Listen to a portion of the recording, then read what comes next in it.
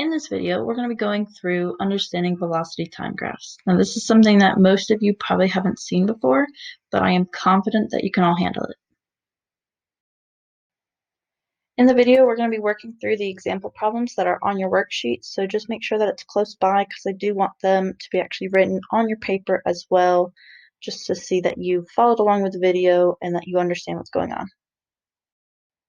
First, let's talk about what a velocity time graph actually is. So it's got the time on the x-axis, which should look familiar. The difference is now that it has the velocity on the y-axis. Our gradient is going to give us a rate of change of velocity, also known as our acceleration. If our gradient is positive, it means that the object is speeding up. If we have a negative gradient, it means that the object is slowing down, also known as deceleration. The other part that we need to know is that if you are asked to find the distance traveled, you just have to find the area that's underneath the graph. We're now looking at example 1 on the worksheet. So we're asking you to find the acceleration first. So acceleration is just found by finding the gradient. That means it's going to be the change in the y, or the change in velocity, over the change in x, so over the change in the time. Our change in velocity goes from 0 up until 5, and then our change in time starts at 0 and it ends at 10. So we've got a change in velocity of 5 over a change in time of 10, or 0.5. So we're accelerating constantly at 0.5 meters per second squared. The next part of this example 1 was to find the distance traveled. So remember, distance traveled is just the area under the graph. Under the graph, we have a triangle, so we just need to find the area of the triangle, which is 1/2 base times height. In this case, we have a base of 10 and a height of 5. Now to find the actual distance traveled is just multiply those together and we get 25. So this object has traveled 25 meters. I'd suggest you go ahead and pause the video and actually complete questions 1 through 5 now. They're all going to be fairly similar to what we just did. So pause it, complete those, and then when you're done, go ahead and hit play again. Now let's look at example 2 on the worksheet. So this one looks slightly different. There's actually a positive gradient and then a horizontal line on it. To find the acceleration, we're only looking at where it is slanted. We don't look at where it's horizontal. Now to look at the gradient, so we need to find the change in velocity from start of the slanted line to the end of the slanted line. It goes up 6.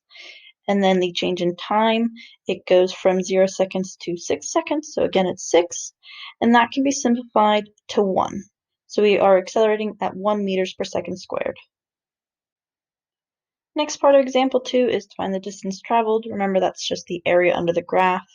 So we've actually got a triangle and a rectangle, so we're going to split it into 2 parts. The triangle is going to be 1/2 base times height, where it's got a base of 6 and a height of 6 as well. So that part of the area is 18. Next, we're going to look at the rectangle. So we're going from 6 to 10, so that's a base of 4, and then it still has a height of 6. So that means our rectangle has an area of 24. The object traveled, then it's just the 18 and 24 added together, so it's traveled 42 meters. Go ahead and pause the video again, complete questions 6 through 10, and then when you're done, go ahead and hit play again. Now on to example 3. So we're now looking at drawing the graph.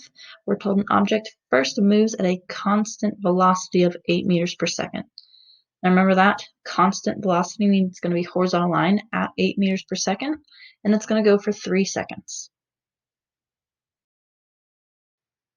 Now we've taken care of the constant velocity part for 3 seconds. It then decelerates for 2 meters per second squared. So we actually need to find a point that falls on a 2 meters per second gradient downward.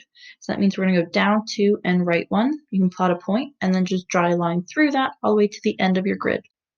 Example 4, the last example I'm going to go through, it's saying that we're accelerating constantly at 0.5 meters per second squared for 6 seconds. So now we're actually going to start with our gradient. Remember, 0.5 is just 1 over 2, so we're going to go up 1 over 2, and you're going to do that for 6 seconds. Be sure to draw your line in through those points and make sure you don't go past the 6 seconds. After that, it says that it travels at a constant velocity, so that's again just going to be a horizontal line, and it's going to go until the end of the grid. You've just got 2 more problems on the worksheet to do, so complete questions 11 and 12, and then do actually hit play again on this video because there's more at the very end that you need to see. I want you to check your answers. They're going to come up in a couple of seconds. You do need to make sure that if work was required, that you have it written down so that I know that you didn't just cheat by copying the answers, because that does you no good.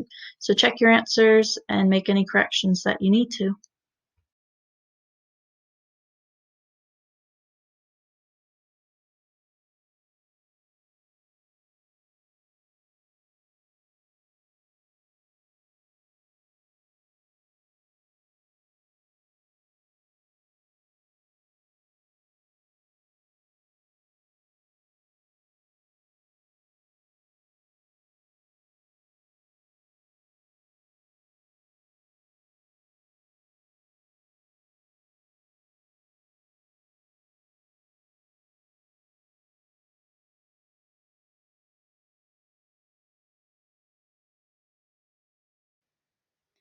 That's all for this video. You've done it. You should have actually completed your worksheet already, so make sure that it's marked and you submit it. Ask me any questions on Show My Homework if you still have any. Thanks.